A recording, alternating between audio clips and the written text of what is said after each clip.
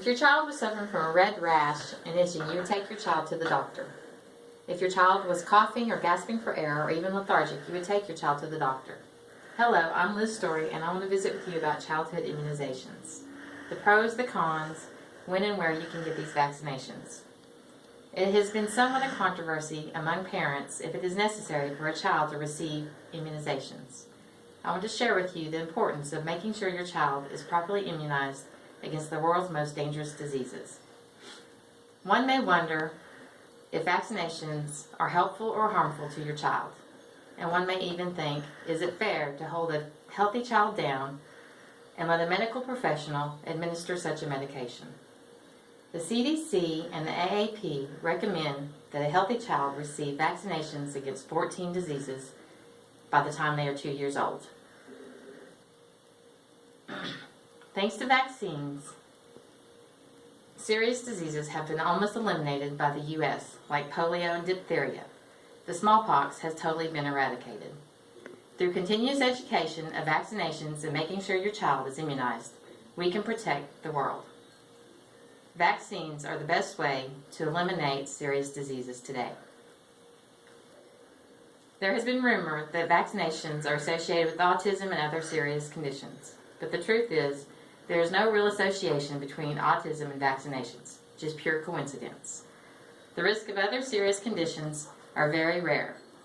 The most common side effect is redness and soreness at the injection site and a low-grade fever.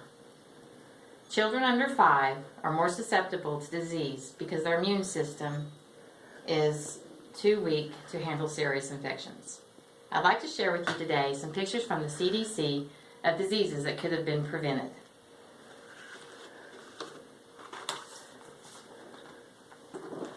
These are pictures of children with measles, mumps, and rubella. These could have been prevented by the MMR vaccination.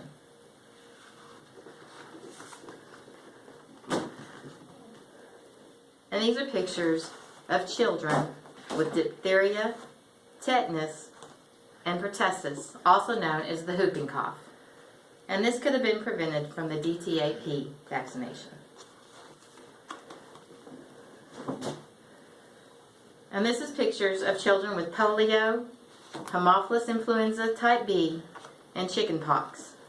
And these could have been prevented with the IPV vaccination, the HIV vaccination, and the chickenpox vaccination. Now that I've told you the importance of immunizations and shown you some adverse effects of not receiving the immunizations, I would like to go over the immunization schedule. The CDC recommends that you start your child with immunizations at birth 2 months, 4 months, 6 months, and a year, with boosters following a year. There are several places that you can receive your immunizations. The IAP, the Immunization Action Coalition, is a good resource for information about vaccines and also facilities. There's also a federal program called the Vaccines for Children. You can also receive your immunizations at health departments, doctor's offices, hospitals, and rural health clinics. As you can see, immunizations are important to human life.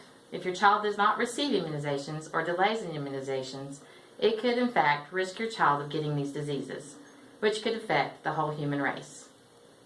One infected child can compromise a person with a low immunity system. So one parent to another parent, please make sure that your child gets immunized and take childhood immunization seriously. The vaccine is less risk than the disease itself. Thank you.